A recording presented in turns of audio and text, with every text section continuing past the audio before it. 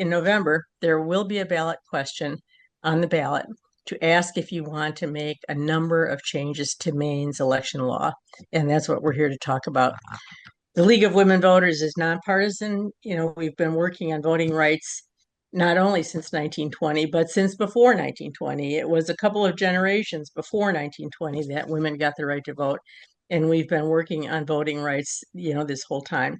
We educate voters, empower people to participate in civic life, and we advocate for policies that strengthen our democracy. We're very proud of our legacy. So here's what we're going to talk about today, just very quickly. Maine has great elections already. Then the ballot question that's coming up in November, and then the campaign. So elections in Maine, we lead in voter turnout. We have been in the top 5 every year forever. We have same-day voter registration. We have no excuse absentee voting. We have a lot of great and very voter-friendly election laws. Our elections are secure, well-run. They're run town by town. Our election officials are members of our communities. They follow the rules. They follow the law. And our elections are open and easy to observe. Anybody who wants to know how elections run can be an election observer with the league, or they can sign up with their town to be a poll worker. There's no better way to see how elections run than to be there on election day in one of those great roles. Maine has no excuse absentee voting. We've had this for a very long time. You don't need to give a reason why you want an absentee ballot, except in the last 3 days before the election. Only in those 3 days do you have to give a reason why you need an absentee ballot at the last minute, but anybody else can request an absentee ballot up until the Thursday before the election, and they need to be received by 8 p.m. on election day. They're counted with all the other ballots. At least a third. And in the COVID election year 2020, it was close to 60% of people who voted using absentee ballots. So over the years since the turn of the 21st century, the number of people casting absentee ballots has gone up every year. It now hovers around 40% in an average election. There are many reasons why people prefer absentee voting, but people line up to vote early in big elections, and lots of people take advantage of our good absentee voting law. People can request a ballot online or by phone. They can request it in person or through the mail. You can get an absentee ballot for an immediate family member, your spouse. Seniors and people with disabilities can sign up to have their absentee ballot mailed to them every election automatically, so they don't have to sign up anew every year. And town offices are often open for early voting until the Thursday before the election. Many, many towns since the COVID election have secure ballot drop boxes as well. It sounds good, right? But there have been multiple attempts, not only in Maine, across the country, but also in Maine, to make voting harder. You may have heard of the Federal SAVE Act or the President's Voting-Related Executive Order. And this is a nationwide trend. We are not immune. Here in Maine, we will have a question similar to both the SAVE Act and the President's Executive Order that will be on the ballot for a referendum vote in November. So coming in the November ballot, here's the question that will appear on the ballot. Do you want to change Maine election laws to eliminate 2 days of absentee voting, to prohibit requests for absentee ballots by phone or family members, to end ongoing absentee voter status for seniors and people with disabilities, to ban prepaid postage on absentee ballot return envelopes, to limit the number of drop boxes, and to require voters to show photo ID before voting, and make other changes to election law. Now, the League of Women Voters was instrumental in getting the question posed this way. The proponents kind of wanted it to say only photo ID, but the League and others felt like voters should be presented with all the ramifications of the law. And we put in comments to the Secretary of State's office, urging them to put a fulsome question on the ballot so that people in the ballot box would see, in the ballot booth, would see what was really in the law, not only what proponents would like you to think is in the law. So we've talked to a number of clerks who have said, yeah, okay, yeah, but have you read it? Because if you read it, it's not so great. right? And so this is all what's in there. Do you want to change Maine election law to eliminate 2 days of absentee voting? So today we just talked about you have to request your absentee ballot without an excuse by Thursday. They want to roll that back to Tuesday. We know that many people who are voting in-person absentee do it on the Wednesday and Thursday before the election. This would cut out 2 of the most important days of in-person absentee voting. It would prohibit requests for absentee ballots by phone or family members, that being because you have to enclose a photo ID or a photocopy of a photo ID with your application. Today, you can call up your clerk and say, Ann Luther, 14 Loon Cove Road, send me my absentee ballot, and you don't have to do any more than that. They look at you, you're on the list, they know you where you live, they send you your absentee ballot, all good. In the future, you will not be able to do that because you will have to present a photo ID when you make that request. It will have to be on paper or in person.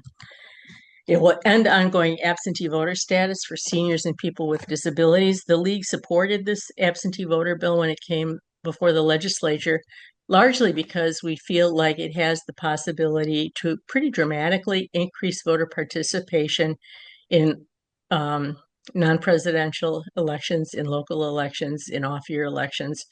And, when people aren't really paying attention, when you get the ballot delivered to you in the mail, you're going to go, oh, wait, there's an election coming up. I had no idea. So we really support this. It was a law that recently passed, and this would be repealed. It will ban prepaid postage on absentee ballot return envelopes. This is not uniformly provided by under state law. Not every absentee ballot envelope has prepaid postage, but some towns do it, and this would prohibit those towns from doing that. It will limit the number of drop boxes. Today, you can, like a big town like Portland can have a number of drop boxes. A little town can have one. It doesn't matter. You can right size your ballot drop boxes to your voting community. This would say each town could only have one. So my town of Trenton, 1,200 voters could have one. Portland, with tens of thousands of voters, could still only have one. And not only that, you would have to have two party members, a Republican and a Democrat, every time you want to open the ballot box. So it couldn't be the town clerk or the town employees, who are mostly nonpartisan. You would actually have to recruit absentee ballot drop box people to go open that ballot box, and you would have to have those people there every time you open the box, which is not only once a day. In some cases, it's more than once a day. And especially on election day, it's more than once a day. So many towns are going to find that too onerous to do and will just get rid of their drop boxes because they don't want to have to deal with that rigmarole. It will require voters to show certain, and in the parlance, strict photo ID before voting.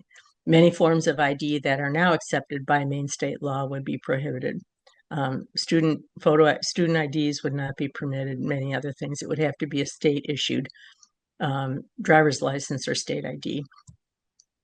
And it will make some other changes. I heard somebody say there are 28 sections to the bill, 28 different changes that are being made. 4 of them have to do with photo ID, and 24 of them have to do with a bunch of other stuff, which are, in many cases, inconsistent with each other and inconsistent with Maine law. So if this passes in November, there will almost certainly be legislative action required to resolve conflicts and correct errors in the drafting. So this is part of a national attack on voting rights. Let's, not make any bones about it. That's what it is. The main group, Voter ID for Me, is backed by a PAC called the Dinner Table PAC, and that PAC was supported originally by Leonard Leo of the Federalist Society.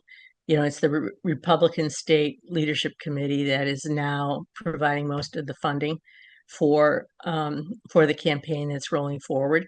So it's part of a national program to limit and restrict access to voting. The referendum includes these sweeping changes that we already talked about. and I don't have to go over these again, but eliminating absentee voting, shortening the time period for early voting, eliminating the number of secure drop boxes, mandating the two-person team to open the drop boxes, prohibiting towns from providing postage, preventing voters from calling in their request, requiring voters to show certain ID, and it's one of the most restrictive voter ID requirements in the country. So around the country, lots of states have photo ID requirements. My home state of Wisconsin has actually quite a permissive one. Lots of different forms of ID will work. Texas and some other states, Ohio, have very strict ones similar to what we're talking about here, where nothing will do but a state-issued photo ID. So we've got a lot to lose, and in some ways, well, I'll skip that part.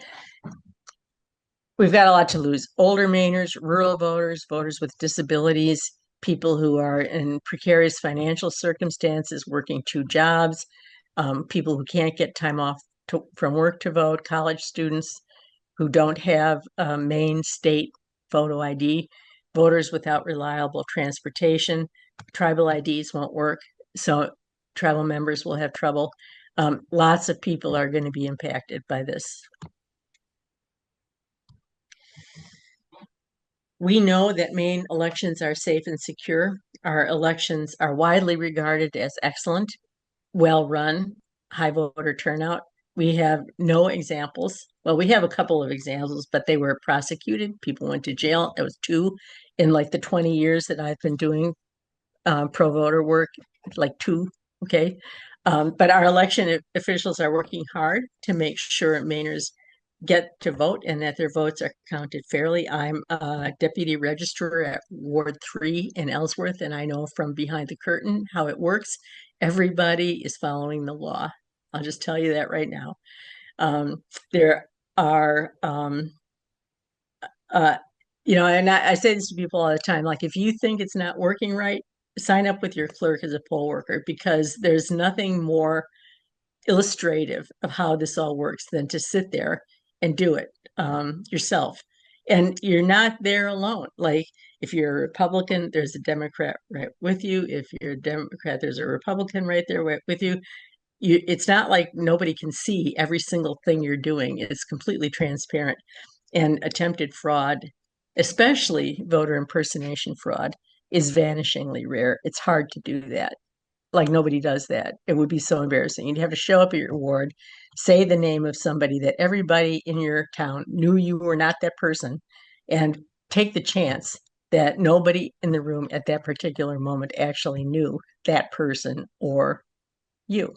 And to get enough people to do that, like you go to jail for this, to get enough people to do that, to swing an election, you can't do it. It's really, okay, so anyway, you get what I'm going. So what we can do about it, we can spread the word that Maine's elections are safe and secure. We can share our pride that Maine has strong democratic traditions, very high voter participation, very strong civic engagement, and we can make sure everyone votes. So the campaign is called Save Maine Absentee Voting. A number of our pro-democracy partners have banded together, organizations that we work with all the time, raised money, formed this campaign, and this is the name of the ballot question committee that is working to defeat this question, vote no on 1 in November. There are a couple things that everybody can do. There, if you go to the Save Maine Absentee Voting website, there's a pledge that you can make either online or on paper, which is a pledge to vote no. I will be perfectly transparent in saying if you sign that pledge, you're going to get emails from the campaign, but maybe you would like to be kept informed, so that's fine. You can spread the word. What our polling is showing is that most people have no idea that this is on the ballot. And once they learn about it and what is actually in it, they're very readily willing to vote no for it. But people are not paying attention and may not know this is coming at them. So our personal networks are very powerful. Talking to the people you know, vote no on 1. There's this question coming, make sure people know about it is great. You can become an ambassador for the Save Maine absentee voting campaign and attend campaign briefings. I know there is another ambassador training on the website set up for September 24th. It will be a lot of the stuff that you've already heard, but a little bit more technique. And if you want to become an ambassador, you can sign up for that briefing on the 24th. We're canvassing in communities all across the state. Canvassing means going door to door. It's not for everybody, but it's extremely rewarding if you can get yourself to do it. The league itself will be hosting 3 canvasses between now and Election Day. I forget the dates. One is sort of towards the end of September, one is on October 5th, and one is later in October. But if you are willing to go door to door, this is a great way to contribute to the campaign. And there are other canvases run by other organizations, but the ones that the league is running will be those 3. And we would encourage you all to sign up. Many of them, I should say many, but I think at least 2 of them are in the Portland area. You can organize talks like this one for your community groups, your church group. I think the Rotary probably doesn't want people coming in and saying no on one, but if you have organizations or civic groups that you're a member of, we would send a speaker anywhere we're invited. So if you want to invite us, please do. And you can see that this talk is not that hard to give. So if you want to be a speaker, you can sign up for the speaker training and deliver the talk yourself. So there's a lot of ways to jump in and contribute to the campaign. Mainers like early and absentee voting. Lots and lots of us do it. Mainers like being able to help their friends and relatives who are older or disabled cast their vote. We can make sure everybody knows that this is an opportunity for us all to stand up for what we're proud of here in Maine and vote no on one.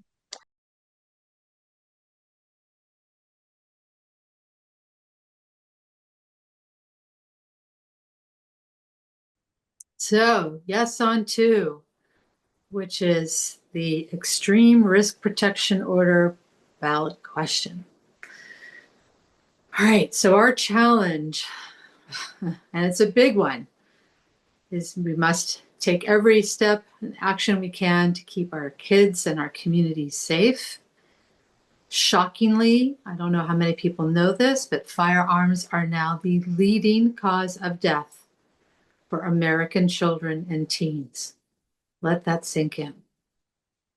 Other states have used extreme risk protection orders to disarm people who have threatened mass shootings.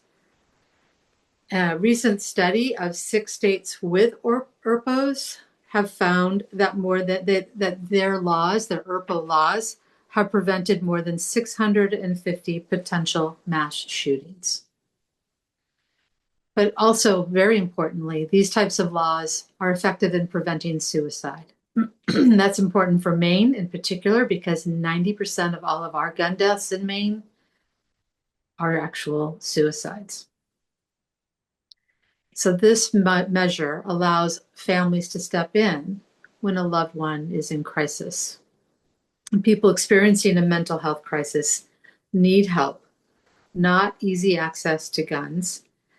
And we can get them the help they need without permanently taking away anyone's rights. So question 2 is worded as follows. Do you want to allow courts to temporarily prohibit a person from having dangerous weapons if law enforcement, family, or household members show that the person poses a significant danger of causing physical injury to themselves or others? It's pretty clear and self-explanatory, which we're very pleased with. If folks actually take the time to read this question, we strongly believe that, and I know from personal experience when I was collecting signatures that a super majority of folks believe this is just common sense. So what does an extreme risk protection order actually do? Right. And these are also called red flags, just in case folks are thinking, I've heard that more often than this very long extreme risk protection order phrase, or ERPO. They empower family members and law enforcement to intervene when someone is in crisis. So if you know someone who is in crisis and threatening to harm themselves or others, they can go directly to the court to petition that they be temporarily prevented from accessing deadly weapons. And the court has to find that that person is actually dangerous. And the court has experience already doing this. We're not asking the court to do anything new. I should mention that 21 other states have these laws. We're not breaking new ground here. And they've been proven to be a very effective tool, as I've mentioned earlier.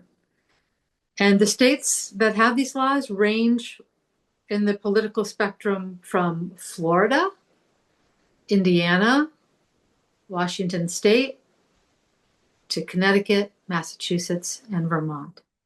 So you can see this is really not a partisan issue. We cover the full gambit on the political spectrum. Well, we do need a red flag law. We do need ERPOs. Sadly, our current law was ineffective in preventing the tragedy in Lewiston. The gunman's family knew he posed a threat and repeatedly asked for help. But our current law gave the family no way to take action. And in fact, the state investigation reported that Maine's laws were too burdensome and weak to prevent this tragedy or tragedies like it. If this measure had been in place, perhaps one of the many warnings could have prevented the shooting. And I believe the next slide is a first peek at our 60-second version of our first ad. Nope, sorry, fake. It's our polling, which is really quite stunning. We have broad support for this measure. I mean, 76% of Mainers, 74% of voters in CD2, and 72% of voters in gun-owning households support the initiative. So we're going into this strong, but we also know that we are in a very dangerous time of disinformation, distortion, and lies, and so we don't take any of this for granted. And here's our story.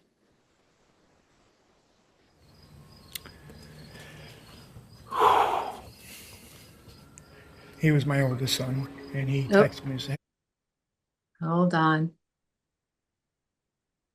Let me just see. Yep, my computer needs to be louder.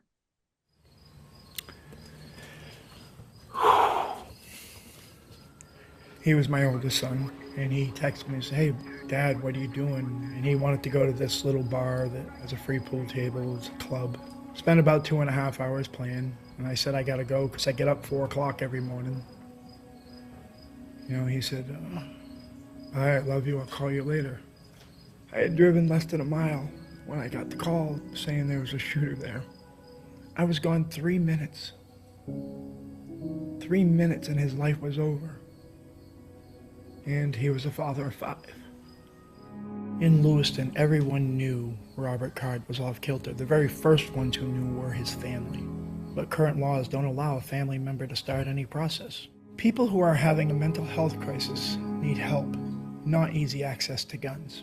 Maine's laws were too weak to save my son's life. Vote yes on 2 to change that. We're just eternally grateful to Arthur for bravely sharing his story. He's been a real champion for us. He could have chosen not to have been public about his grief, but he's just truly a remarkable individual. Okay, so ways that you can help.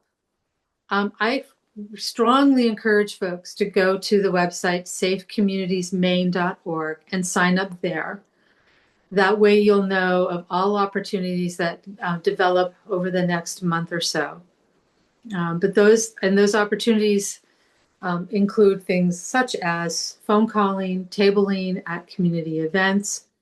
One of our favorites is friend raising, house parties, right? So just inviting friends over to share all the information about this really important law that we're trying to get passed here in Maine. We provide all of the information and how to do it, and staff members to support you if you decide to go forward. Letters to the editor. We also have great people who can help folks write a letter to the editor. And just talk about it with your neighbors and friends and family, and share stories about how you're impacted by gun violence in our country, because we all are, directly or indirectly. We have children, grandchildren, nieces, nephews, colleagues, adults who've been impacted by gun violence. I know I've been making phone calls over about 1,400 calls at this point. And you'd be amazed how many people have said, yeah, I've been impacted. It's quite staggering, really. Text friends, or host a text-a-thon or a call-a-thon, from, not just a fundraising party, but also just gather people around and just come ready to text people that to just update them about this referendum. And yes, on two. Call your friends, email your friends and family and neighbors.